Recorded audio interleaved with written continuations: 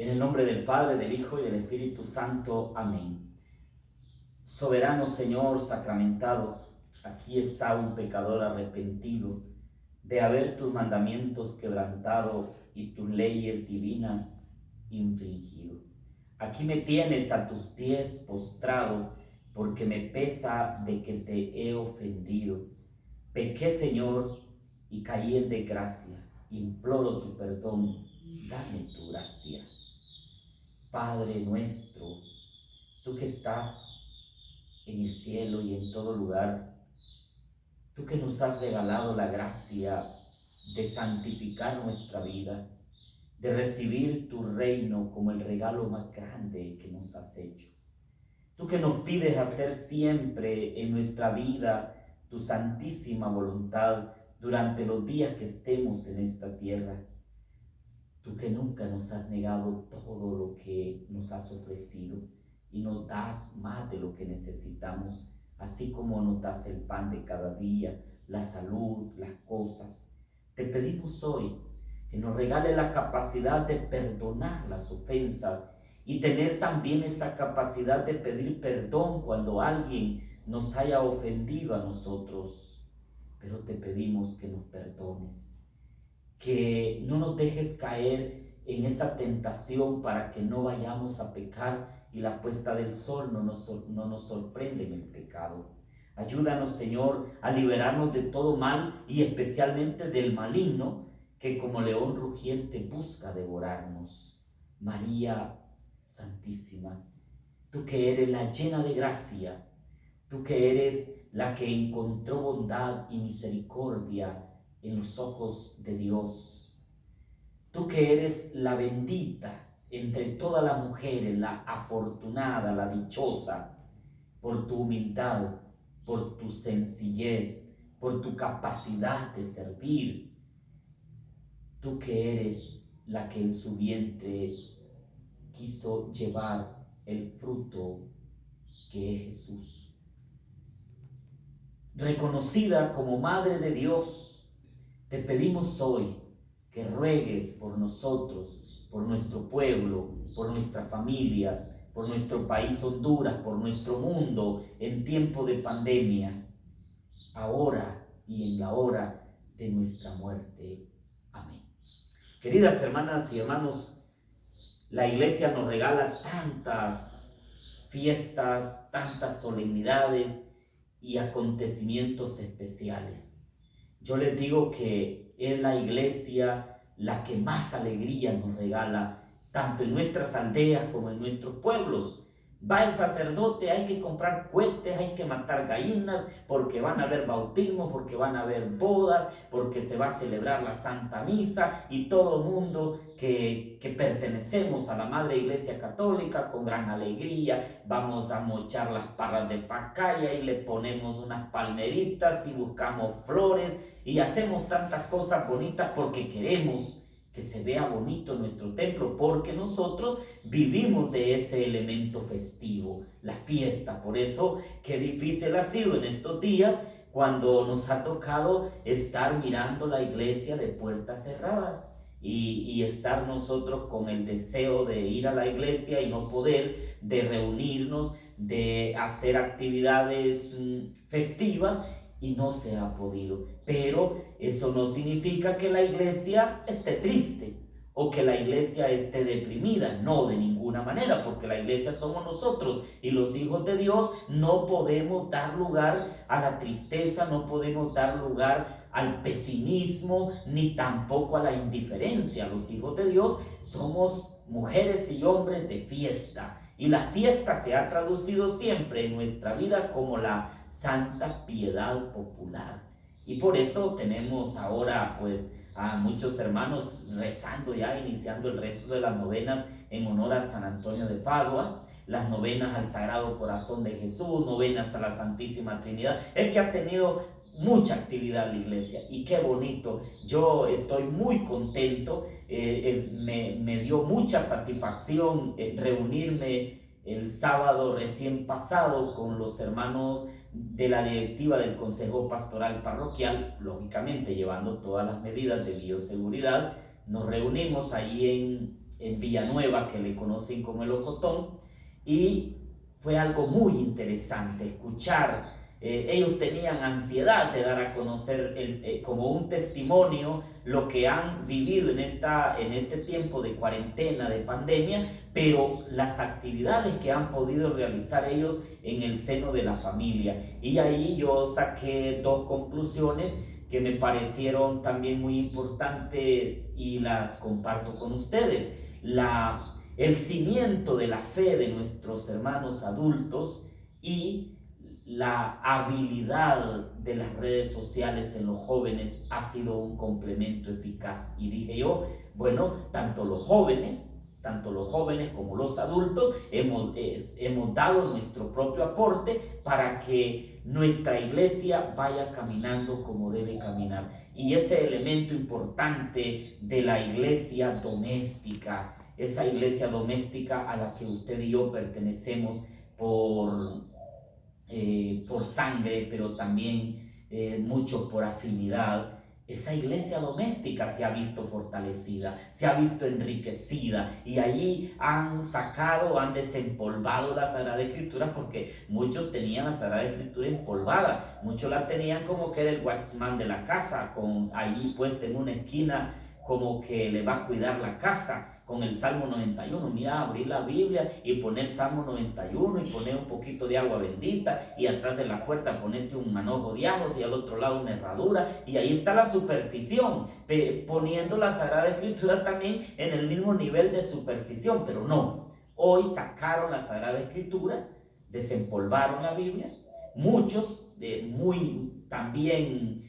muy productivo y muy contentos, sacaron el rosario, sacaron aquellos libritos antiguos que dejó mi abuelita o que mi mamá había comprado, pero que ya los habíamos guardado, y los lograron sacar, comenzaron a rezar el Santo Rosario. Yo he tenido testimonios aquí en la oficina parroquial de personas que vienen, padre, quiero ver si tienen el librito del rezo del Santo Rosario, porque fíjese que estoy aprendiendo a rezar el rosario y ya lo estamos rezando en mi casa. Esos elementos que pertenecen a la piedad popular, pero que le han dado fuerza espiritual a nuestro pueblo en tiempo de pandemia, nos dice una primera verdad. A pesar de que nos hayan confinado, que nos hayan encerrado y que nos hayan mutilado nuestra asistencia en la vida espiritual de la comunidad cristiana que se llama iglesia, no han podido sacarnos de nuestro ser espiritual en la vivencia de cada hogar. Y eso es lo que yo analicé, reflexioné y comentaba con ellos mismos. Estoy muy contento porque ustedes han cuidado el depósito de la fe. Qué lindo es cuando se cuida el depósito de la fe, y se cuida y se defiende, mis hermanas y hermanos. No solamente nosotros vamos a dar razón de nuestra esperanza y de nuestra caridad, sino también, lo más importante, vamos a dar razón de nuestra fe. Y nuestra fe está cimentada en la persona de Jesucristo. Y hoy quiero yo hablarles de esa gran solemnidad que vamos a vivir en el seno de la iglesia, la solemnidad de Corpus Christi. ¿Qué significa? El santísimo cuerpo y sangre de Cristo. Son como 3 solemnidades continuadas que nos llevan a meditar primero en la gracia del Espíritu Santo, solemnidad de Pentecostés. Luego damos otro pasito más y vivimos esa solemnidad de la Santísima Trinidad. Y hoy damos otro paso más para celebrar la solemnidad de Corpus Christi. Es una fiesta y una solemnidad en la vida de la iglesia, porque reconocemos a la tercera persona a la segunda persona, de la Santísima Trinidad en el Santísimo Sacramento del altar. O sea, Jesús en su alma, en su cuerpo, en su divinidad, oiga bien, cuerpo, alma y divinidad, está realmente presente, realmente presente. Ahí aparecen algunas personas buscando videos, buscando apariciones, buscando que la hostia consagrada derrame sangre, que se convierta en un trozo de carne para poder creer. Pobrecitos, pobrecitos. Nosotros los católicos, los cristianos católicos, convencidos de nuestra fe, convencidos de la presencia real de Jesús sacramentado, no necesitamos de un videíto, ni necesitamos de una transformación de la hostia consagrada, porque nuestra fe nos invita a creer que Jesucristo está realmente presente en su cuerpo, en su alma y en su divinidad en la hostia que se consagra, porque ese es el acto más grande de amor que Jesucristo pudo dejarnos. ¿Y por qué? En una cena. ¿Cuántas cenas ha realizado usted en su vida? Buenas cenas. Híjole, una mariscada, eso es rico, hombre, una mariscada. Un cerdito horneado. Aquí en el paraíso Copán le gusta mucho el cerdo horneado. Y también una buena cena en familia es rica, pero esa cena al siguiente día se le olvidó, o al mes ya se le olvidó y hay que hacer otra porque seguimos con hambre. Y Jesucristo en una sola cena, en la Santa Cena, el memorial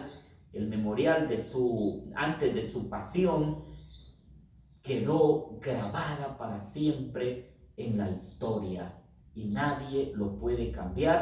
Y por más que los científicos quieran inventar o quieran llegar al fondo de este asunto, no lo pueden lograr, porque sencillamente esa cena se llama para nosotros fracción del pan, acción de gracias, Santa Misa, como usted le quiera llamar, porque está cimentado en la Sagrada Escritura. Todo el capítulo 6 del Evangelio según San Juan, el pan de vida, nos refleja o nos representa realmente que Jesucristo es el pan vivo bajado del cielo. Miraba el otro día a un pastor de una iglesia queriendo sacarle lo que no entiende al texto del capítulo 6 de San Juan, cuando Jesús le dijo a los judíos: yo soy el pan vivo que ha bajado del cielo, el que coma de este pan vivirá para siempre, y el pan que les voy a dar es mi carne para la vida del mundo. Él decía: ese pan es la gloria de Dios, decía, que se nos da. No, ese pan es la Eucaristía. Ellos no lo han podido captar, no lo han podido entender como nosotros a lo largo de los siglos lo hemos comprendido. Yo se lo explico de una manera bien sencilla y bien fácil, de modo que usted lo pueda entender. Por ejemplo, Jesucristo no se hizo palabra porque ya era la palabra. Prólogo de Juan.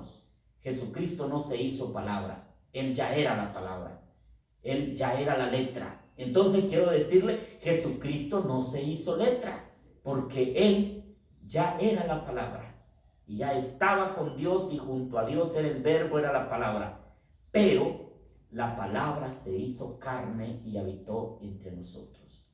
El Jesús histórico se sometió a las leyes naturales como nosotros, y se sometió a la ley natural de la finitud como hombre. O sea, había un momento en que tenía que morir, pero también en el proceso de su formación a los apóstoles, Jesús, sabiendo que iba a llegar ese tiempo de morir, quiso prepararlo para perpetuarse. Perpetuo es lo mismo que decir eterno, para quedarse eternamente entre nosotros. Y él pensó: ¿de qué manera lo puedo hacer? ¿De qué manera me voy a quedar? ¿En la sola palabra? No, porque la sola palabra causa ardor en el corazón, pero no causa transformación de la persona. Porque la Biblia la podemos tener todo, pero no todos le damos el mismo sentido. En la sola palabra hará arder el corazón. La sola palabra servirá para rebatir, para enseñar, para educar. Pero la sola palabra solamente es verdad. Y nosotros tenemos que complementarnos con el camino y con la vida. Porque Jesucristo dijo: yo soy el camino, soy la verdad y soy la vida. Entonces en la iglesia sí hemos comprendido este complemento de Jesucristo: camino, los sacramentos, verdad, la palabra, y vida, la Eucaristía. Entonces la solemnidad de Corpus es la vida de nosotros los cristianos, centro y cumbre de nuestra vida cristiana. Entonces le decía, yo se lo explico así fácilmente. Por ejemplo, viene una señora y me dice: padre, fíjese que le mando esta carta, y en la carta yo le mando a decir a usted, en primer lugar, un saludo muy especial de mi parte, esperando en Dios que usted esté bien en cada una de sus actividades y que Dios le siga bendiciendo siempre. Fíjese, padre, que yo entré a estudiar en una escuela para aprender a hacer buen pan y buenos pasteles, y ya puedo hacer pasteles y me quedan bien ricos. Sin más que decirle, me suscribo de usted atentamente. Yo agarro la carta, la leo, pues sí, está bonita la carta, y la enrollo y la tiro. ¿Y qué me interesa a mí? Aprendo a hacer pasteles. Pero si viene esta señora y me dice: padre, también allí le adjunto a la carta uno de los pasteles que yo hago. Ay, sí, porque viene el pastel, o le adjunto una torta del mejor pan que yo hago para que tome cafecito a las 3 de la tarde. Ah, muy bien, me mandó la carta, pero me mandó el pastel, hasta con más cariño. Agarro la carta y agarro el pastelito o el pan y me lo llevo para la mesa y busco hacer el café para tomar. Eso es exactamente lo que hizo Dios con nosotros. Nos mandó primero la carta, que es toda la Sagrada Escritura, pero después nos mandó el pan. Y entonces el pan es Jesucristo. Yo soy el pan vivo bajado del cielo. El que coma mi carne y beba mi sangre va a tener vida eterna. Y eso no lo han podido comprender ellos, porque se quedaron con la carta, pero no les llegó el pan. A nosotros nos llegó la carta, pero también nos llegó el pan. Le diste pan del cielo que contiene en sí todo consuelo. Entonces ese pan espiritual que nosotros comemos nos da fortaleza. Yo lo he podido vivir en ese hermano, en esa hermana que está llegando a la etapa final de su vida, cuando ya está padeciendo el acto de la agonía, y se le lleva a la Sagrada Comunión, espera la comunión, porque la iglesia se lo ha dado a ese hermano como santo viático. ¿Y qué es un viático?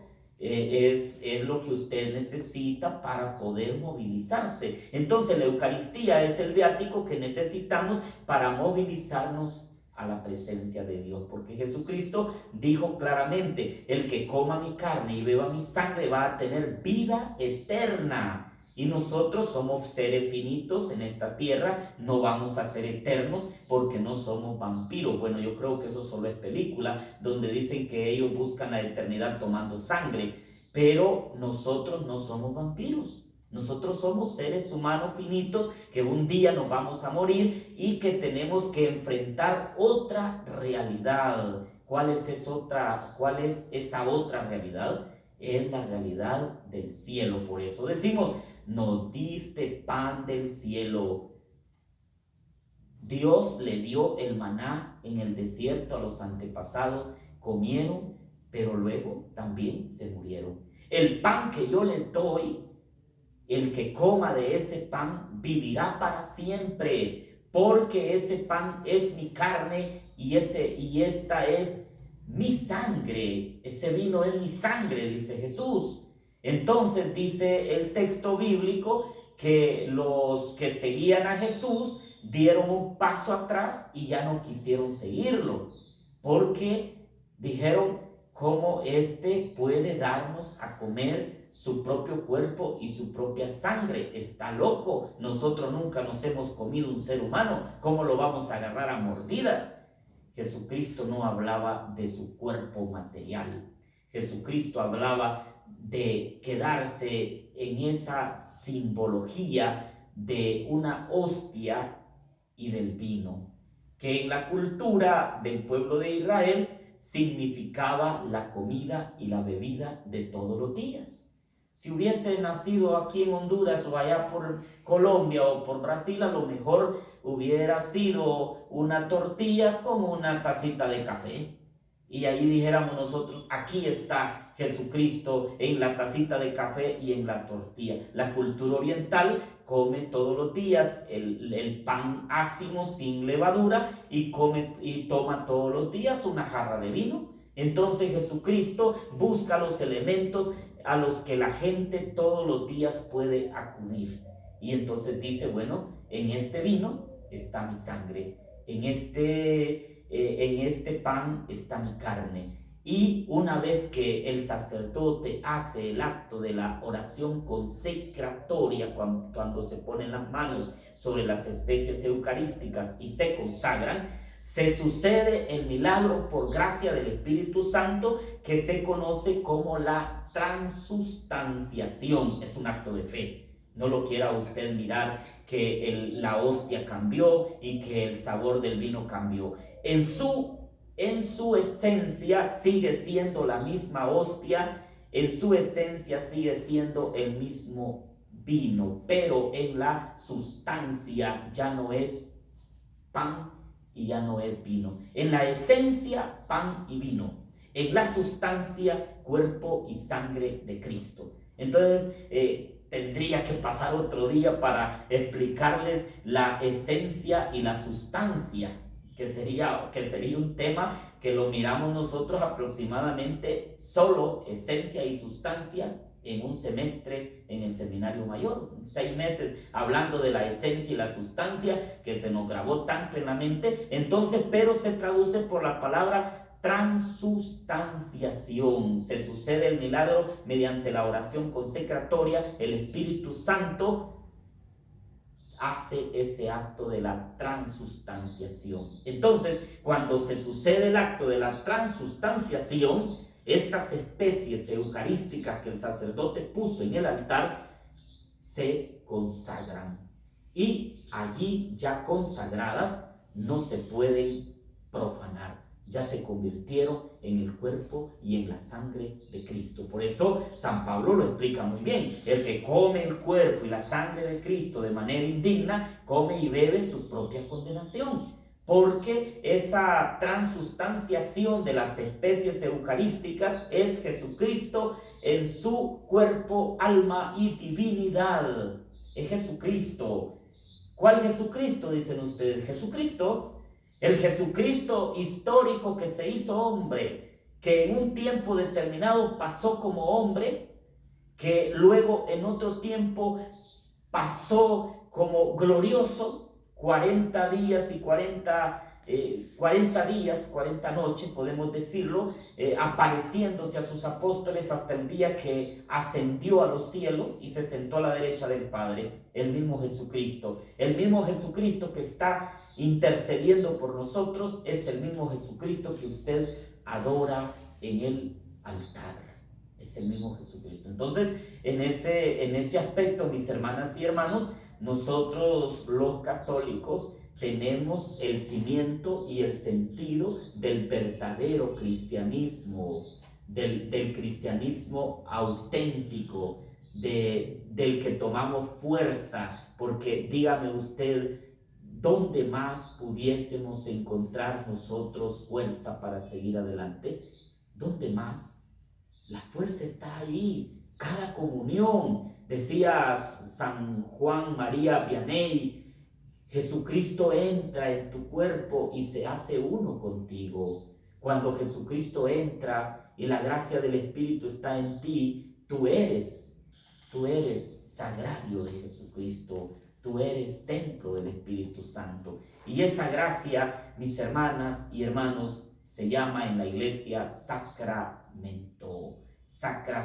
Sagrado, mentum, momento. Ese es un momento sagrado. Entonces, cada Eucaristía viene a ser para usted un momento sagrado, un momento de consagración de su vida, de su cuerpo, templo y sagrario del Espíritu Santo, sagrario de Jesucristo. Y eso es lo que leemos en todo el capítulo 6 del Evangelio de San Juan. Por eso, ¿cómo hacer unidad? ¿Cómo hacerme uno con Cristo cuando le digo, alma de Cristo, santifícame, cuerpo de Cristo, sálvame, sangre de Cristo, embriágame, agua del costado de Cristo, lávame? esa oración que se conoce como el Anima Christi. Entonces mi alma y todo mi ser se une a la persona de Jesucristo, me hago uno con Él, y entonces día a día, no físicamente, sino en la parte espiritual, debo ir pareciéndome a Jesús, porque la Eucaristía no puede darme otra cosa. No pretenda usted recibir vitamina C o vitamina B o cualquier vitamina para su cuerpo en la Sagrada Eucaristía, no, ni siquiera alimento para su cuerpo, una hostia tan pequeña. No pretenda recibir eso. La Eucaristía es el bien celestial para el alma. Entonces, ¿qué alimenta?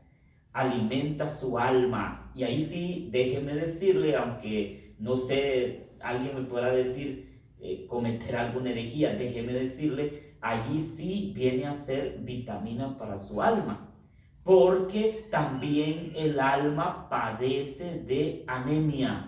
Así como usted puede tener una anemia en su cuerpo porque no se ha alimentado bien o satisfactoriamente, hombre, el alma también tiene anemia cuando no se alimenta bien espiritualmente, cuando no tiene vida de oración, cuando no tiene vida de gracia, cuando peca, cuando falla, cuando usted comete actos que van contrarios a la ley divina y a la ley eterna. Todo el impacto negativo que usted hace en ese caminar hacia la gracia de Dios y la pierde, eso viene a ser un golpe bajo para el alma. Entonces nosotros tenemos que alimentar nuestra alma mediante la vida sacramental, que es el camino, mediante la verdad, que es la bendita palabra de Dios, y mediante la vida, que es la Eucaristía. Entonces, a Jesucristo lo comemos y también lo adoramos. Y por eso tenemos en nuestros templos la capilla del Santísimo. La capilla del Santísimo no es nido de arañas.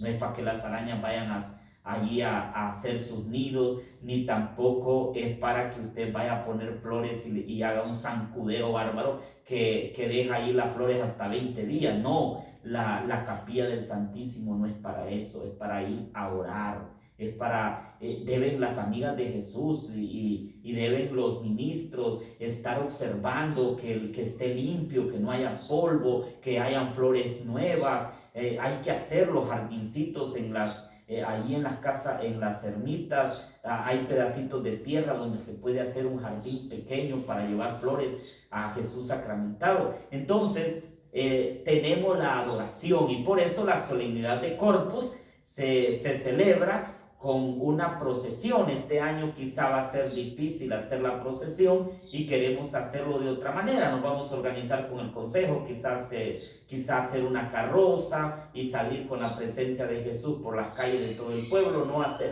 dos altares, ni 3 ni 4 altares, sino que cada casa donde pasemos sea un altar y que salga la familia completa a recibir la bendición de Jesús sacramentado. Así lo pretendemos hacer en el Paraíso y también en Florida. Entonces, ¿por qué? Porque también debemos adorar la presencia de la segunda persona de la Santísima Trinidad. Debemos adorar a Jesús, ¿verdad? Entonces, en ese sentido, nosotros no solo nos quedamos con el Jesús que comemos, por eso guardamos la especie eucarística que sobra.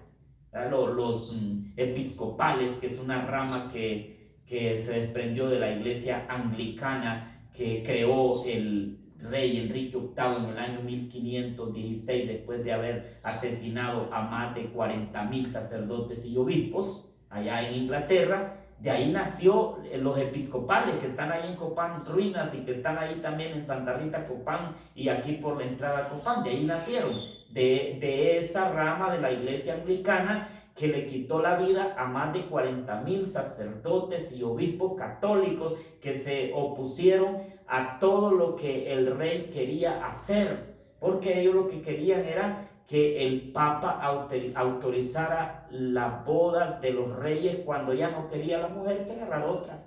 Entonces dijo el Papa, eso no puede ser. Entonces se separan de la iglesia católica, se separan de la autoridad del Papa, forman su propia autoridad y de ahí nacen los episcopales. Ellos no guardan la reserva de Jesús. Ellos ahí se la ponen en el pecho en un relicario, dicen ellos, y ahí la andan como llavero.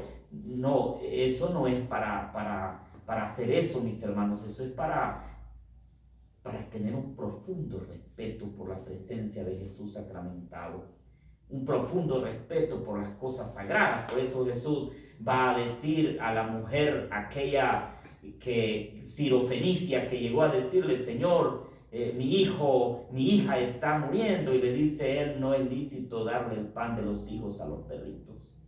Oiga bien, o sea, es algo muy fuerte, quizá parezca algo muy duro lo que yo estoy diciendo, pero a alguien que no va a sacralizar, o sea, no va a volver sagrada su vida, debería pensarlo 2 veces para pedir lo sagrado para su vida, porque no lo puede patear. No podemos nosotros patear lo sagrado, porque lo sagrado se tiene que respetar. Entonces respetamos la presencia de Jesús sacramentado, y por eso transmitimos esa fe. Los abuelos, los padres transmiten esa fe a sus hijos, y se da ese profundo respeto a la persona de Jesús sacramentado. Ojalá que estas solemnidades nos ayuden a ir comprendiendo qué tan grande es nuestra alegría cuando nos encontramos ante la presencia de Jesús sacramentado.